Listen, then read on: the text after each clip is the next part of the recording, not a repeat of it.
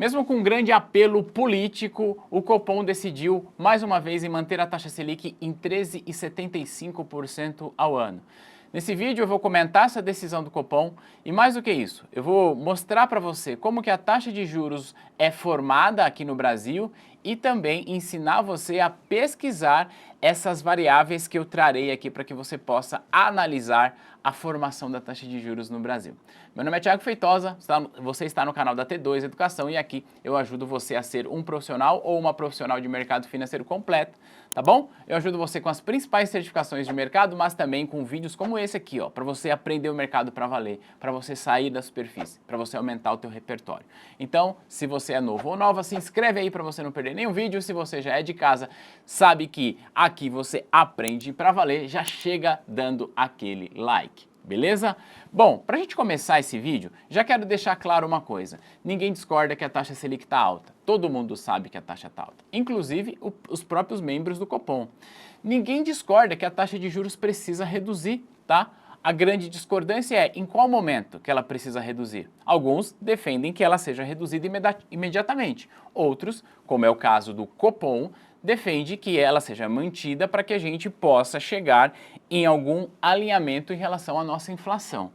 Nesse vídeo eu quero mostrar para você mais algumas informações a respeito de formação de taxa de juros, para você formar bem a sua opinião e ao final dele, inclusive, eu trarei para você a minha opinião em relação a essa questão momentânea. Fechado? Bom, de um jeito bastante simples, tá? Bastante simples. Como a taxa de juros é formada aqui no Brasil? Basicamente, a gente vai colocar nessa equação aí, ó, 3 variáveis. Qual é a primeira variável que a gente vai colocar? Primeira variável é a taxa livre de risco global. Existe uma taxa livre de risco no mundo, tá? Uma taxa de juros no mundo que é considerada taxa livre de risco. Essa taxa é a taxa de juros dos Estados Unidos. Porque, pensa aqui comigo, de um jeito bastante simples. Atualmente, por exemplo, os Estados Unidos, aliás, ontem inclusive os Estados Unidos subiu também a sua taxa de juros e está em 5, numa banda de 5 e 5,25. Você aceitaria deixar o teu dinheiro aqui no Brasil para ganhar 5%, sendo que os Estados Unidos, que pagam em dólar e tem menos risco, está pagando 5%? Provavelmente não, né? Então, para deixar o dinheiro no Brasil ou para você atrair dinheiro, você precisa considerar a taxa livre de risco, que é a taxa dos Estados Unidos, você vai considerar o prêmio pelo risco de se investir aqui no Brasil, porque investir no Brasil obviamente é mais arriscado do que investir nos Estados Unidos, e você considera também a expectativa de inflação no Brasil. Então eu vou pedir para o meu editor colocar na tela. Editor, coloca a seguinte equação aí na tela. Selic é igual taxa livre de risco dos Estados Unidos mais prêmio pelo risco do Brasil mais expectativa de inflação do Brasil. De um jeito muito simplificado, assim a gente forma a nossa taxa Selic. Por que muito simplificado? Porque, claro, a gente precisa estudar mais as nuances dessas variáveis, as suas tendências. Será que os Estados Unidos está em tendência de subir a taxa, de reduzir a taxa? Como é que está o hiato do produto aqui no Brasil, também que é uma outra variável que a gente pode falar, porque a depender desse ato ele vai impactar ou não na expectativa de inflação. Então sempre tem mais nuances de cada uma dessas variáveis. O que eu vou fazer nesse vídeo é mostrar para você como é que você pesquisa isso para que você possa entender basicamente essa formação. Fechado? Então eu vou fazer o seguinte, eu vou vir aqui para a tela do meu computador, o que você está vendo aqui no site, na tela, é o site do Banco Central, ponto. Só que a gente vai começar pela própria ordem que eu trouxe aqui. Primeira coisa eu falei taxa livre de risco global, certo? Eu vou vir aqui num navegador qualquer e vou simplesmente digitar taxa de juros Estados Unidos. Simples assim, tá? Eu estou indo pelo caminho mais simples possível. Só cuidado com o primeiro link, porque se ele é patrocinado, ele pode estar, inclusive, desatualizado, como é o caso desse aqui da XP. Mas a gente tem aqui uma notícia que saiu há 17 horas atrás, como eu falei nesse vídeo, o Fed, que é o Banco Central norte-americano, subiu a taxa de juros ontem. Isso impacta aqui no Brasil. Ele subiu 0,25, tá? E agora a taxa lá está em uma faixa de 5 e 5,25. Porque diferente do Brasil, eles não usam uma taxa fixa, eles usam uma banda. Então a gente vai considerar que a taxa livre de risco global agora é 5,25, beleza? Agora, o que é o tal prêmio pelo risco, o risco de se você investir no Brasil? Basicamente é o seguinte, quando a gente tem essa referência de taxa livre de risco e a gente consegue mostrar o tamanho do risco dos países, a gente vai dizer o seguinte, olha, o mundo exige um prêmio para colocar o dinheiro no Brasil. Qual é esse prêmio? Como que a gente faz isso? Vem aqui no Google e a gente vai abrir uma aba e eu vou escrever assim, ó, EMBI Brasil. Bem simples, tá? Eu estou ensinando para você o caminho mais simples possível. Você vai clicar aqui nesse site do IPEA Data, tá? Que ele mostra para a gente um indicador chamado MBI Plus ou MBI+. Clicou, ele vai abrir aqui, você vai conseguir enxergar um gráfico que traz um histórico desse risco Brasil. E esse risco ele é medido em pontos. Deixa eu deixar ele maior para você ler aqui comigo. Agora ficou bem grande aqui, mas aqui ó. Então ele traz esse gráfico que é o risco Brasil. Se você quiser ler aqui em cima, ele vai explicar exatamente como é que funciona, mas para o vídeo ficar mais objetivo, o atual EMBI é 265, ou seja, o mundo exige, para colocar o dinheiro no Brasil, 2,65% pontos percentual a mais do que a taxa livre de risco. Então, a taxa livre de risco é 5,25, como a gente viu. Segura esse número aí, tá bom? O risco Brasil atual é 265 pontos, que significa, de um jeito bastante simples, 2,65 pontos percentual a mais do que a taxa livre de risco, tá bom? Por enquanto nós temos isso. E a inflação? Muitas pessoas podem argumentar que a inflação no Brasil está controlada. Mas veja, não é bem essa a verdade, tá? A inflação no Brasil, eu inclusive gravei um vídeo aqui para esse canal explicando o último IPCA e explicando para você o porquê que a inflação do Brasil, neste momento que você está vendo esse vídeo, aliás, no momento que eu estou gravando esse vídeo, a inflação está dentro da meta, mas que, com toda certeza, em 2023 a inflação vai subir. Se você quiser entender essa certeza, eu estou deixando o card aqui para você clicar e assistir. O que a gente vai ver agora é a expectativa de inflação do Brasil para 2023, 2024 e assim sucessivamente. Como que a gente faz isso? Tem um jeito simples, mas tem um jeito completo de você fazer isso. Como a gente vai fazer? Vamos lá. Volta aqui para a tela, eu vou vir aqui no Google e vou simplesmente digitar Boletim Focus. Esse é o jeito mais simples de você entender a expectativa de inflação do Brasil. Clica no primeiro link, vai abrir o Boletim Focus, que é um boletim que traz as projeções dos mais variados indicadores econômicos. Ele é publicado toda segunda-feira pelo próprio Banco Central. Vou clicar aqui em Download, vou abrir esse documento, vou aproximar aqui para você. E basicamente aqui na primeira linha, onde eu estou passando o cursor, ele traz a expectativa de inflação para 2023.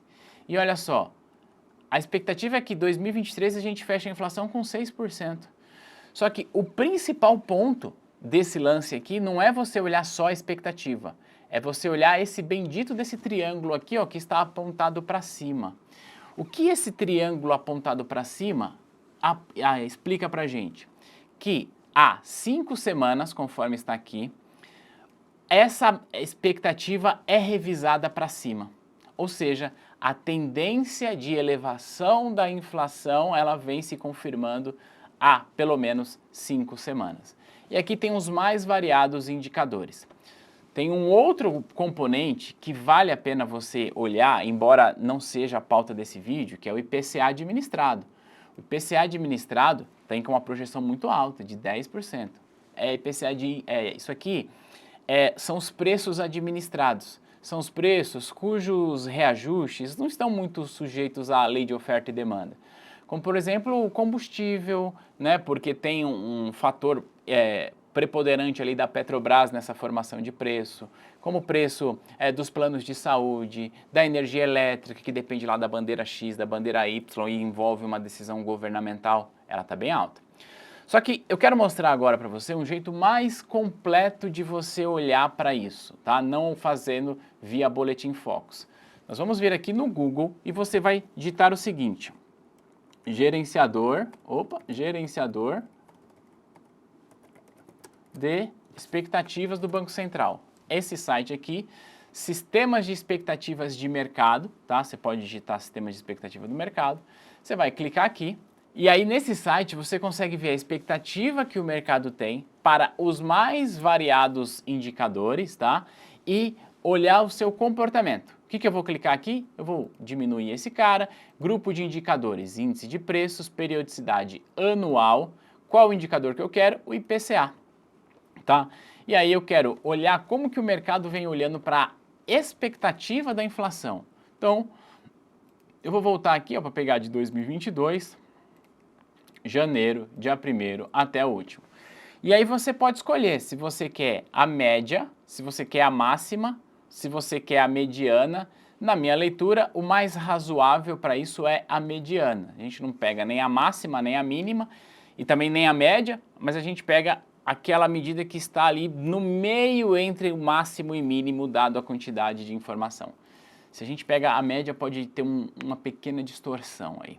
Então, eu vou clicar aqui, ele já gerou para mim essa informação aqui, com a expectativa de inflação ano após ano. Eu vou baixar no Excel aqui, ó, rapidinho, vou abrir esse cara aqui na tela para a gente ver junto. O que essa planilha está mostrando para a gente? Reitero, não é a inflação corrente. Essa planilha está mostrando para a gente a expectativa de inflação, tá bom? Quanto que a nossa inflação estará aí nos próximos períodos. Então eu vou aumentar aqui. Tem aqui, ó, 2022, a gente não quer isso. Eu vou tirar aqui, ó, 2023, 2021 a gente tirou. Vou tirar aqui 2022. Isso aqui é a expectativa de inflação. O que essa planilha está dizendo? Que lá no dia 3 de janeiro de 2022, ou seja, no começo do ano passado, a expectativa era que a inflação de 2023 fechasse em 3,38. Isso aqui semana após semana. A gente vai simplesmente fazer assim, ó, vou selecionar tudo, vou dar um inserir e ele tem até gráfico recomendado aqui, ó. Então, ele criou aqui um gráfico de expectativa de inflação na hora aqui, ó, expectativa de inflação.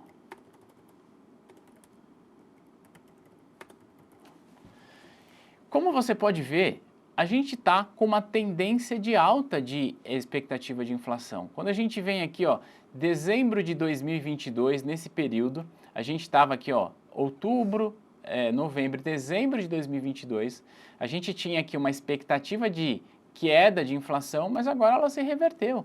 Então a gente está com uma tendência de elevação de inflação, que se a gente vem aqui, ó, hoje, a mediana do Focus prevê 6,05% de inflação. Agora que a gente já tem esses dados, a gente volta lá para a nossa equação. Como que a taxa de juros é formada aqui no Brasil? Taxa livre de risco global, que é a taxa dos Estados Unidos, que a gente descobriu que está em 5,25. O prêmio pelo risco de se investir no Brasil, que eu te mostrei de um jeito simples também, que está em 2,65. E a expectativa de inflação que a gente viu, 6,05. Olha só, se a gente soma tudo isso, dá 13,95. Quanto que está a nossa Selic hoje? 13,75. Claro, a gente não quer chegar com precisão na Selic, porque a decisão da Selic, ela envolve um aprofundamento maior em todos esses indicadores, tá? A gente precisa olhar uma coisa chamada, por exemplo, o hiato do produto. O que é o hiato do produto? É o quanto a nossa indústria aqui no Brasil está ociosa. Se a indústria está ociosa e a gente aumenta a demanda dessa indústria, não há aumento de preços. Percebe? Então é importante a gente olhar para isso. A gente olha para a expectativa de inflação norte-americana, a tendência de taxa de juros norte-americana, a gente olha para a taxa de desemprego do Brasil e de outros países. Então tem tantas variáveis que precisam ser levadas em consideração na hora da gente formar a nossa taxa de juros, olhando para essas três que vão se desdobrar. Agora, é importante a gente ter em mente que esse vídeo não tem como objetivo ser uma resposta e dizer para você, não, a taxa não deveria baixar. Esse vídeo tem o objetivo de mostrar para você, tecnicamente, como que a gente olha isso. O debate sobre a redução da taxa de juros, que na minha leitura é absolutamente legítimo e necessário, ele precisa ter um mínimo de embasamento técnico. Porque a gente vê, pessoal, a taxa tem que baixar. Para quanto? Ah, tem que baixar. Por quê? Porque eu quero. Não, não é assim que funciona. Tem que baixar porque existe cenário para isso. Eu, pessoalmente, entendo que sim, a taxa está alta e que sim, a taxa precisa baixar. Mas eu nunca vou chegar aqui e dizer a taxa precisa baixar porque tem que baixar. Não, a taxa precisa baixar porque há cenário para isso. Vamos olhar juros futuros, como é que está o mundo?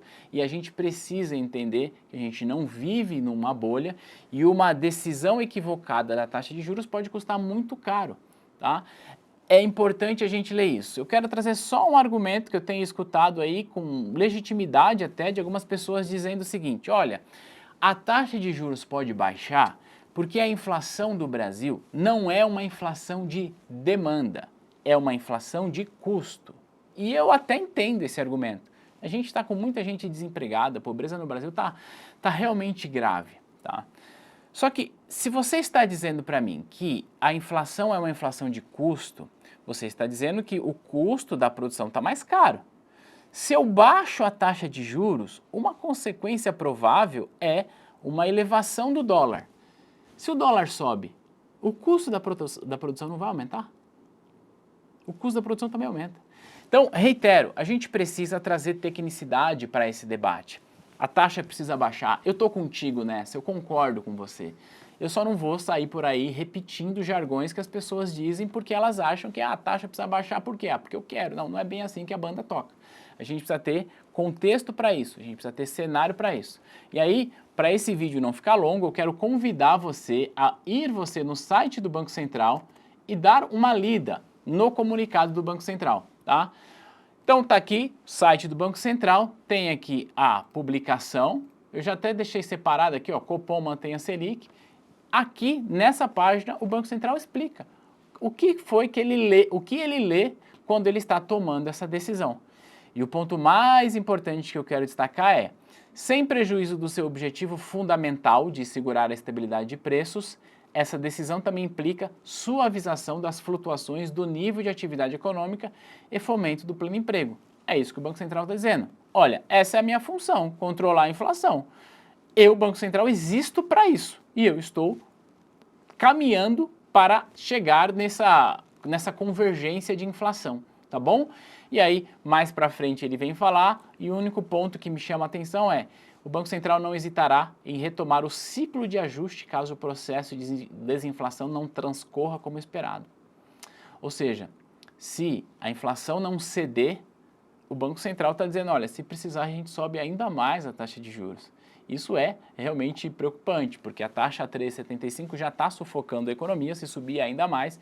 Mas aí, reitero, a inflação, a taxa de juros, perdão, ela não é causa. A taxa de juros não é causa, a taxa de juros é consequência. Taxa de juros é preço. Então a gente precisa entender o seguinte, a gente quer que a taxa de juros baixe? Quero, eu também quero, você quer, todo mundo quer. Só que ela não é causa, ela é consequência, consequência de outras coisas. Então a gente não foca na taxa de juros, foca nas outras coisas, foca nas questões que envolvem essas variáveis que eu citei para você. E quais variáveis nós temos controle? Risco Brasil, expectativa de inflação. Como é que eu trabalho com esses dois aqui para poder reduzir a taxa de juros?